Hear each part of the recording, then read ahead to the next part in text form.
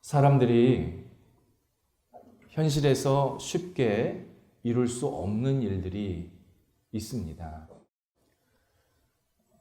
그 가운데 온전한 평화가 있습니다. 온전한 평화란 서로 간에 어떤 갈등이나 반목, 그리고 불만이나 불의가 없는 화합된 상태를 말합니다. 하지만 우리에게 있는 현실적인 평화는 누군가 참아주고 침묵하고 인내하고 그리고 이해하는 데에서 평화가 이루어집니다.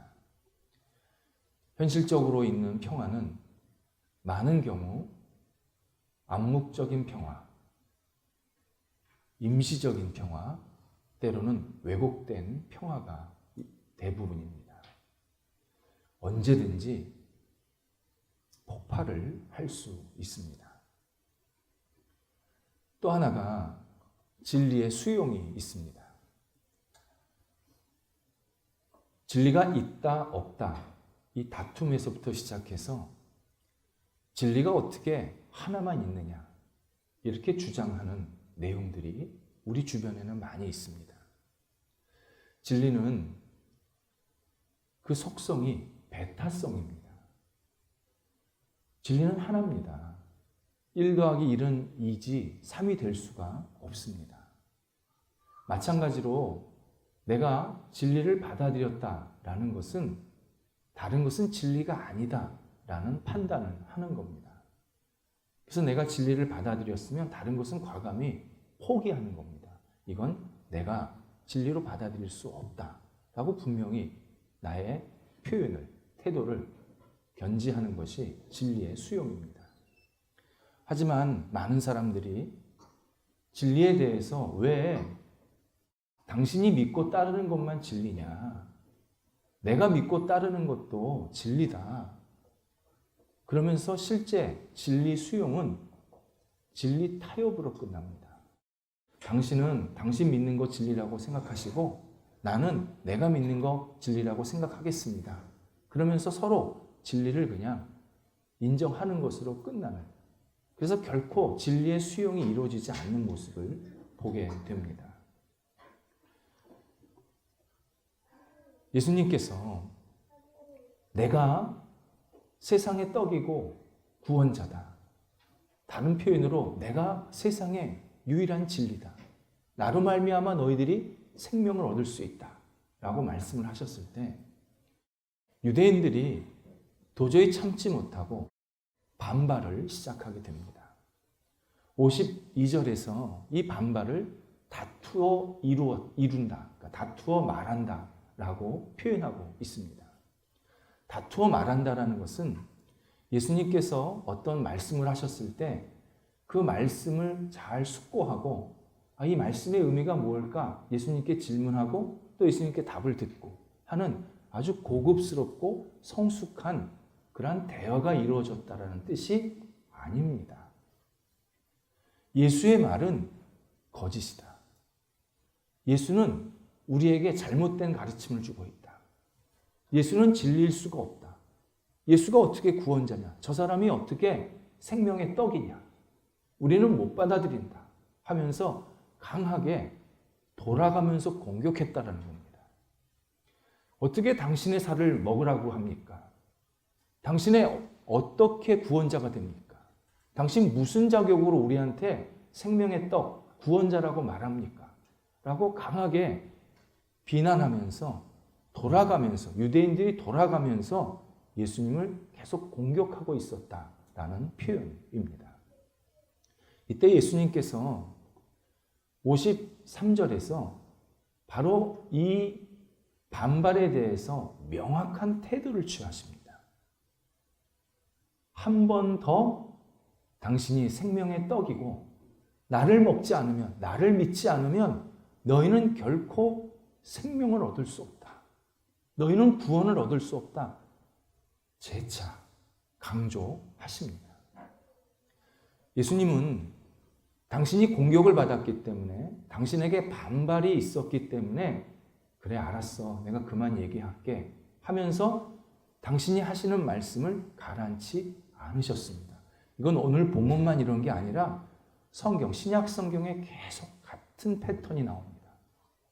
예수님이 우리를 사랑하지, 유대인들을 사랑하시는 모습이 바로 이거였습니다. 유대인들이 오해하고 그리고 받아들이지 않을 때 예수님께서 그래 내가 그만할게 라고 하신 게 아니라 오히려 더 분명하게 너희는 나를 믿어야 돼. 나 믿지 않으면 너희들 구원 얻을 수 없어. 너희들 나를 믿지 않으면 하나님께 갈 수도 없고 너희들에게 영생이 없어. 반복해서 분명하게 말씀을 하십니다. 예수님은 가짜 평화를 인정하지 않으십니다. 예수님 믿지 않으면서 우리가 평화롭게 당신 안 믿고 그냥 살겠습니다. 허용 안 하십니다. 그건 거짓 평화다. 나 없이는 너희가 평화를 이룰 수 없다. 내가 있어야 너희가 진정한 평화를 얻을 수 있고 진정한 구원을 얻을 수 있다. 나는 분명히 다시 너희한테 얘기한다. 재차 강조를 하십니다. 그래서 예수님께서 마태복음 10장 34절에서 내가 세상에 평화를 주러 온 것이 아니라 검을 주러 왔다라고 말씀하십니다. 여기서 검은 전쟁용 무기가 아닙니다. 치료용 도구입니다. 의사가 수술할 때 쓰는 그 도구를 생각하시면 명확합니다. 예수님은 잘못된 신념을 고치십니다. 우상 숭배를 도려내십니다. 불신을 완전히 뜯어 고쳐서 새롭게 만드십니다. 그래서 우리에게 온전한 신앙을 갖게 하시고 하나님만을 바라보고 믿게 하시고 예수 그리스도가 나의 구세주라고 고백할 수 있도록 계속 우리의 영혼을, 삶을 계속 수술하십니다. 해체시키십니다. 다시 꼬매십니다. 새롭게 만드십니다. 예수님께서 계속 우리에게 올바른 것을, 올바른 신앙을, 올바른 가치를 갖고 살라고 우리에게 계속 들어오셔서 우리의 잘못된 모습을 수술하십니다. 이게 예수님께서 우리를 사랑하시는 모습입니다. 우리가 예수 안 믿으면 그냥 알았어. 그렇게 끝나시는 게 아니라 아니야. 너 나 안 믿으면 안 돼. 하면서 계속 우리를 새롭게 만드시려고 합니다. 이것은 우리가 이 땅에서 신앙생활할 때 굉장히 중요한 원칙입니다. 우리는 일상에서 신앙생활하면서 하나님에 대해서 그 이름을 망령되이 일컫고 그리고 하나님을 아주 가벼이 여기는 행동들, 언어들을 듣게 됩니다. 보게 됩니다. 그러면 우리는 마치 저 사람 하나님 모르니까 어쩔 수 없어. 그렇게 쉽게 넘어가려고 합니다. 대신 내 이름이, 내 명예가 훼손이 되면 가만히 안 있습니다. 또 예수님이 우리의 구원자라고 고백하지 않는 것, 거기서 멈추는 게 아니라 예수가 그리스도인 것을 아주 비난하고 비아냥거리면서 아무것도 아닌 것처럼 정말 예수를 폄훼하면서 예수가 세상에 아무런 존재가 아닌 것처럼 아주 쉽게 공격하는 모습들을 보게 됩니다. 그러면 우리는 그러려니 언젠가는 생각이 바뀌겠지 그러면서 넘어갑니다. 그런데 만약 나에게 불이익이 온다든지 손실이 오면 가만히 있지 않습니다. 이 생활을 바꿔야 합니다. 우리는 예수님을 믿기 때문에 생활 속에서 불이익이나 손실이 있을 수 있습니다. 그건 내가 기꺼이 받아야 합니다. 여러분, 예수 믿는다고 나는 늘 이익만 받아야 된다. 나는 요만큼의 손실도 없어야 된다. 이분 예수 잘못 믿고 있는 겁니다. 예수님이 뭐라고 그러십니까? 의를 위하여 핍박받는 자는 복이 있다. 하나님의 영광을 위해서, 하나님의 이름을 위해서 핍박받고 손해보는 사람은 복이 있다. 분명하게 말씀하십니다. 우리는 나한테 약간 손해가 있고 손실이 있다라는 것에 그냥 넉넉하게 받아들여야 합니다. 그래, 내가 이것을 하나님의 이름으로 예수 그리스도 때문에 받는 어려움이지 내가 잘 이겨내야지. 하나님께서 또 다른 은혜와 복을 채워주시겠지. 그러한 넉넉한 믿음을 갖고 잘 이겨내야 합니다. 그런데 하나님의 이름과 예수 그리스도의 구원자 되심이 폄훼되는 것은 절대 가만히 있으면 안 됩니다. 싸우라는 얘기가 아닙니다. 내 신앙 고백을 명확하게 해야 합니다. 당신이 믿지 않는 것은 알겠지만 당신과 나의 구세주는 예수 그리스도십니다. 우리 모두의 주인은 하나님이십니다. 우리는 하나님 없이 소망 없습니다. 예수 그리스도를 믿어야 우리는 다 구원 얻고 예수 그리스도 안에서 우리는 진정한 기쁨과 감사를 얻을 수 있습니다. 그게 분명한 진리입니다. 내 신앙 고백을 명확하게 해야 합니다. 비아냥거리는 것을 아무렇지도 않게 가만히 있는 것, 이건 비겁한 행위입니다. 그러려면 내 신앙이 더 분명하게 예수 그리스도께 몰입되고 그리고 집중해야 합니다.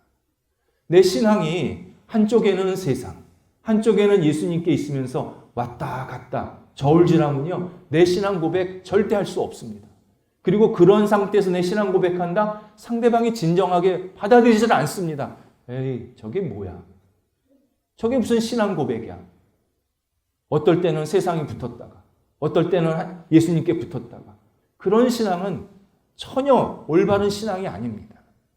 우리의 신앙을 명확하게 하려면 예수님께 우리의 모든 것을 드리고 그분께 전적으로 부족하지만 내어 맡겨야 합니다.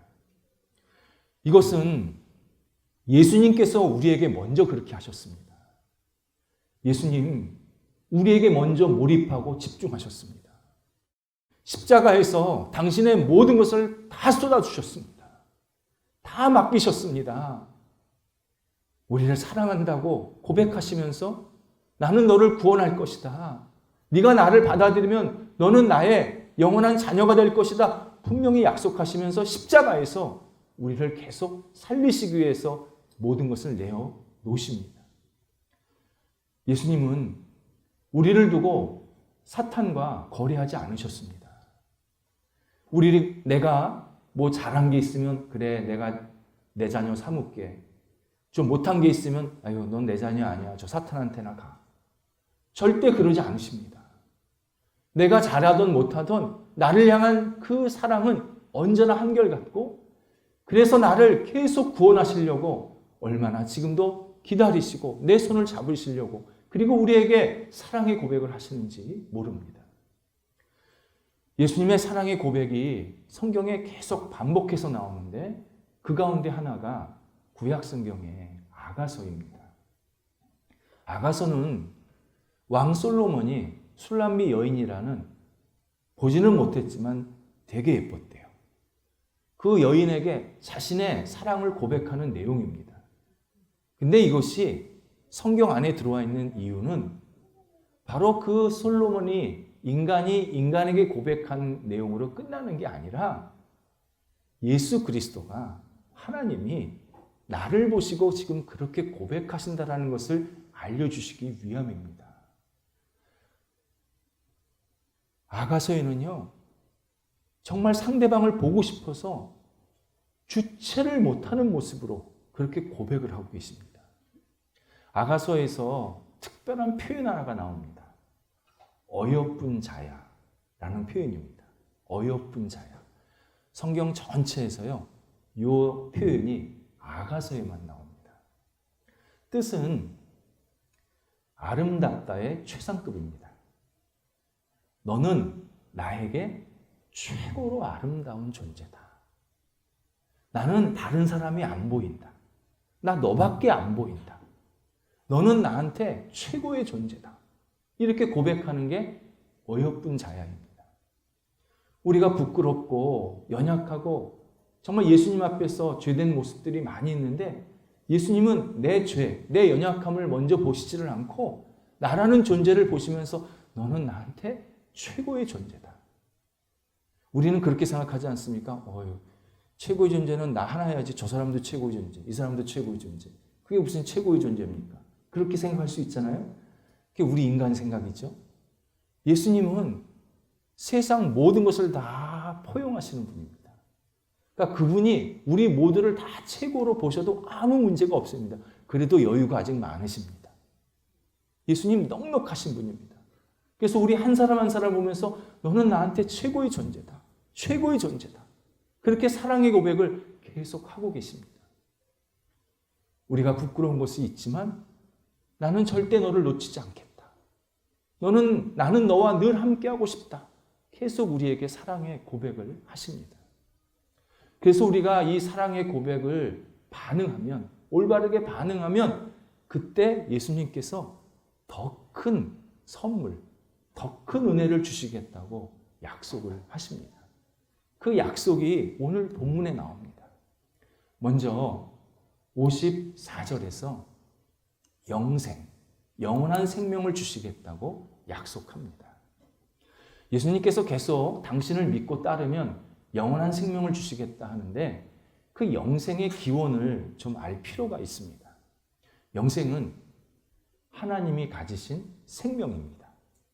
하나님은 이 세상 창조되기 전부터 창조하셔서 지금까지 앞으로도 영원까지 살아계시는 유일한 영원한 존재이십니다. 우리가 예수 그리스도를 믿을 때 하나님께서 당신이 가진 영원한 생명을 우리한테 주시겠다 약속하는 겁니다. 그러면 이 영원한 생명이 무슨 유익이 있습니까? 유익이 있는 정도가 아니라 이것이 있어야, 이 영생이 있어야 우리가 하나님 나라를 들어갈 수 있습니다. 하나님 나라, 하나님이 다스리는 나라는 딱 하나 자격이 필요합니다. 영생이 있어야 합니다. 내가 실력이나 능력이나 돈이나 어떤 명예가 있어서 들어가는 곳이 아니라 딱 하나, 영생이 있어야 합니다. 그래야 하나님과 함께 영원히 그 나라에서 삽니다. 근데 이 영생을 어떻게 얻느냐? 예수 그리스도를 믿는 사람에게 주시겠다. 약속하십니다. 그래서 우리는 예수 그리스도를 믿을 때 내 안에 예수님께서 영생을 선물로 주시고 이 영생이 결국 마지막까지 하나님과 영원히 동행케 하게 만드십니다. 그래서요, 내가 예수를 믿으면 살고 죽는 거에 아둥바둥 안 됩니다.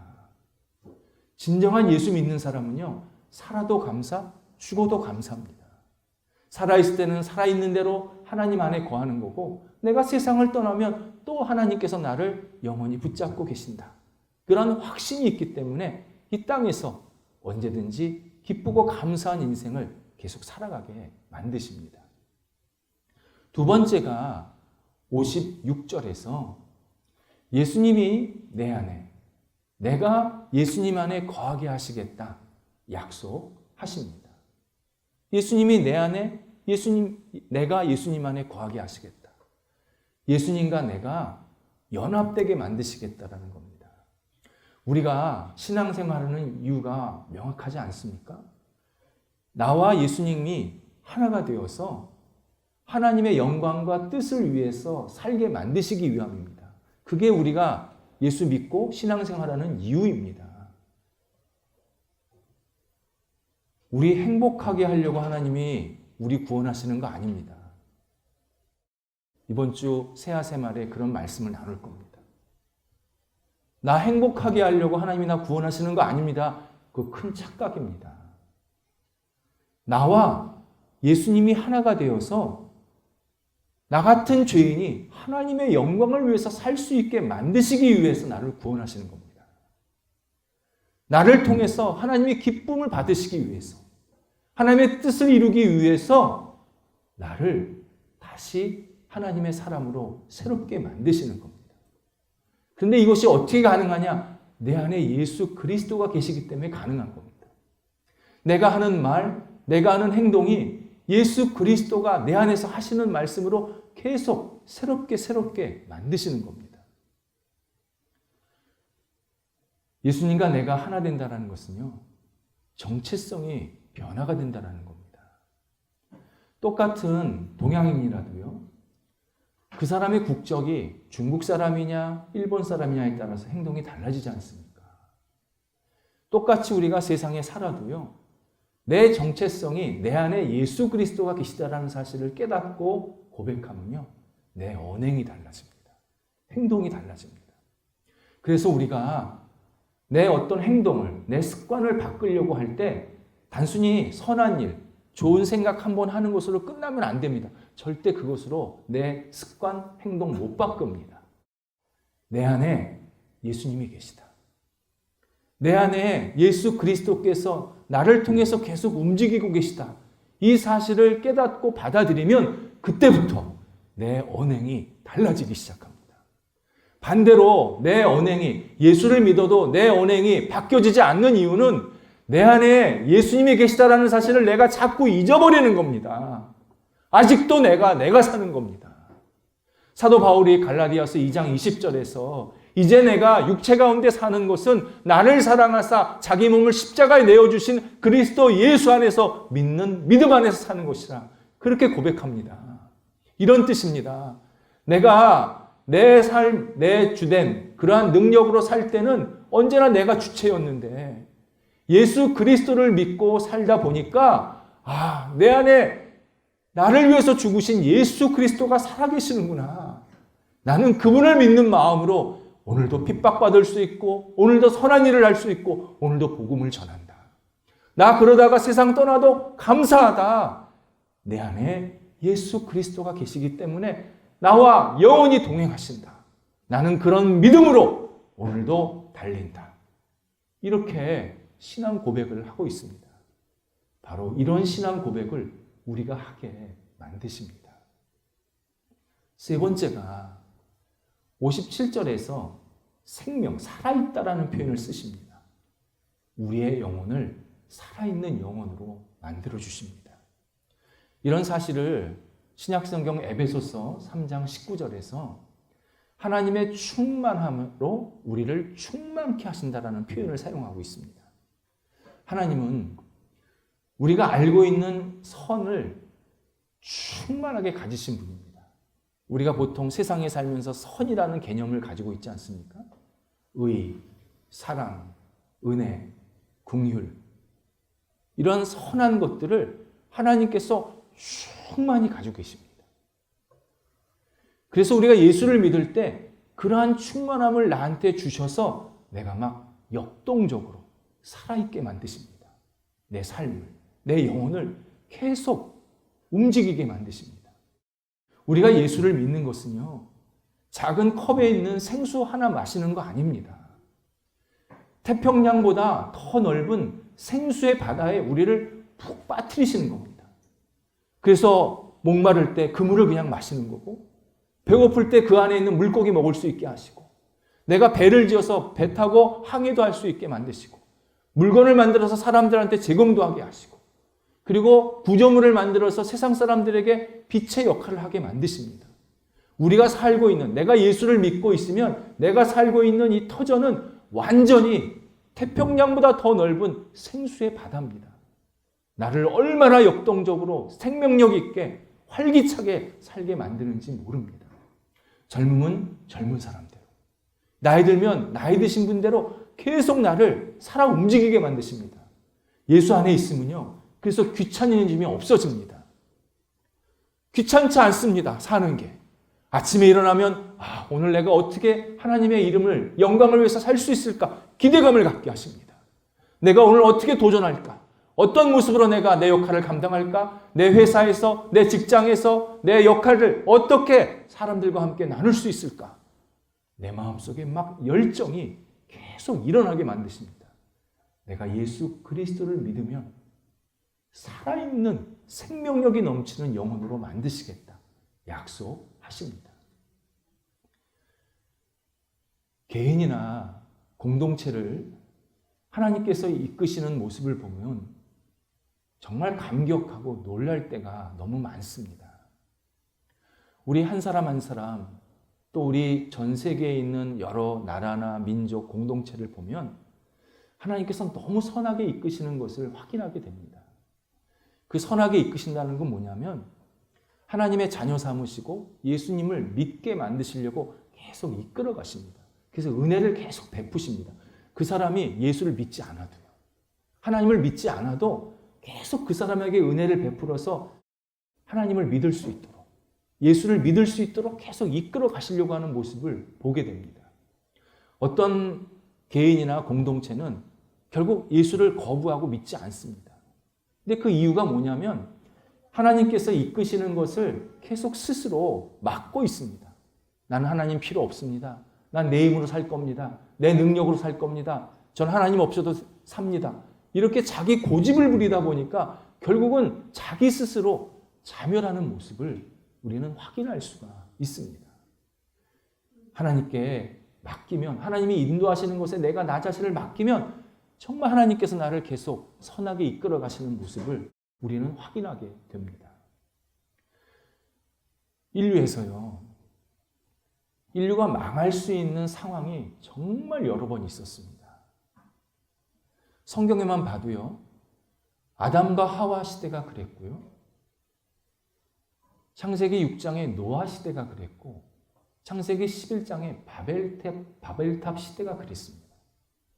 너무 죄가 커가지고 정말 우리는 다 죽을 뻔했습니다. 우리 여기 있지도 못할 뻔했습니다. 그런데 그때마다 하나님께서 길을 계속 열어주셔서 구원할 수 있고 하나님을 만날 수 있고 다시 회복할 수 있도록 계속 새롭게 은혜를 베푸셨음을 우리가 성경을 통해서 확인할 수 있습니다. 이게 성경에만 있는 게 아니라요, 우리 실제 우리 주변 삶과 역사 속에서도 그대로 다 확인이 됩니다. 예를 들어 5에서 10세기, 주후 5에서 10세기 때 이 세상이 멸망할 그런 상황이었습니다. 당시 세계는 동양에서는 중국, 서양에서는 유럽 대륙이 다였습니다.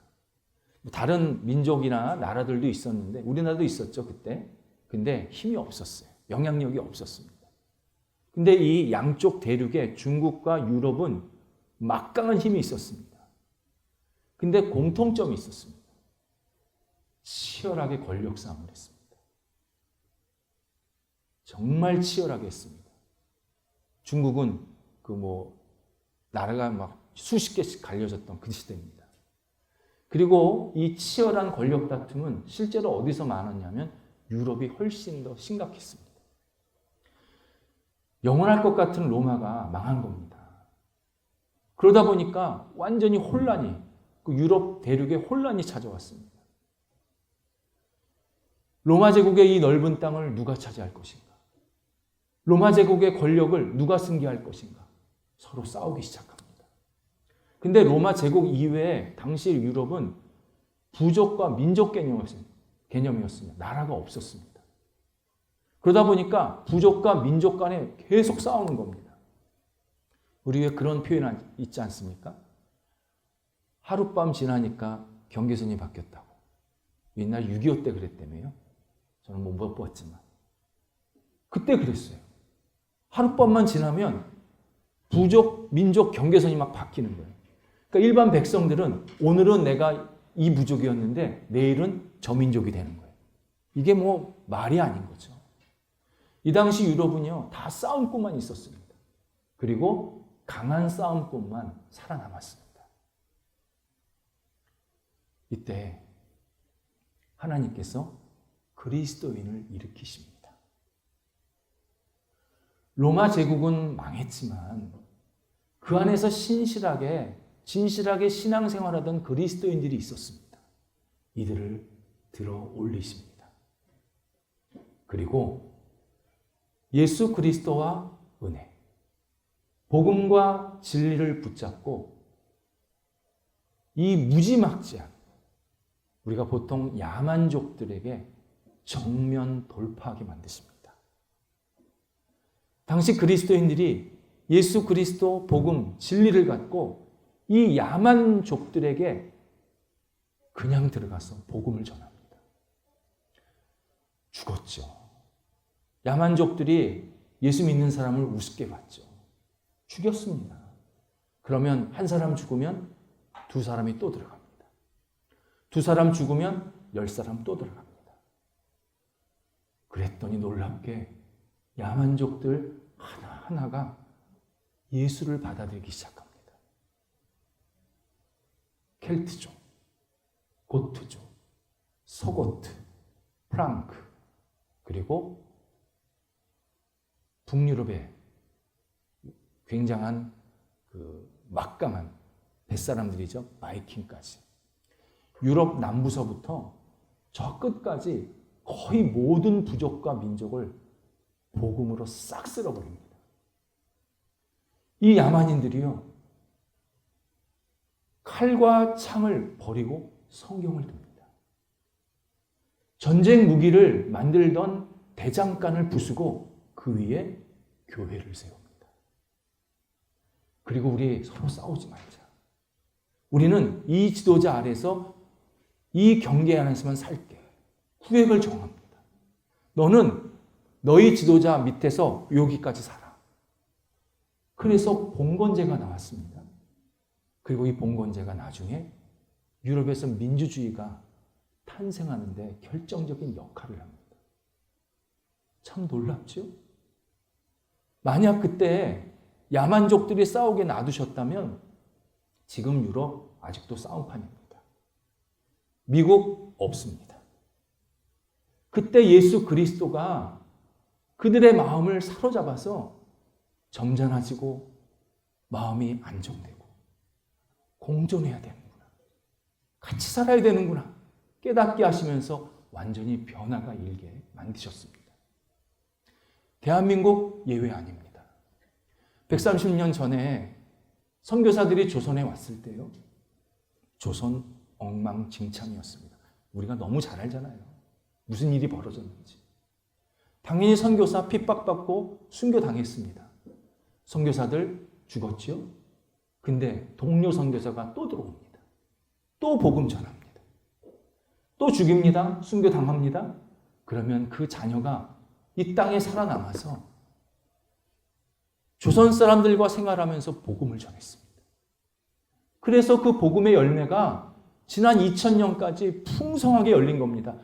지금 대한민국만큼 그 50년 정도, 5, 60년 정도의 이 복음의 열매가 이렇게 많이 맺히고 교회가 많아지고 그리고 신앙이 부흥된 역사는 세상에 없습니다.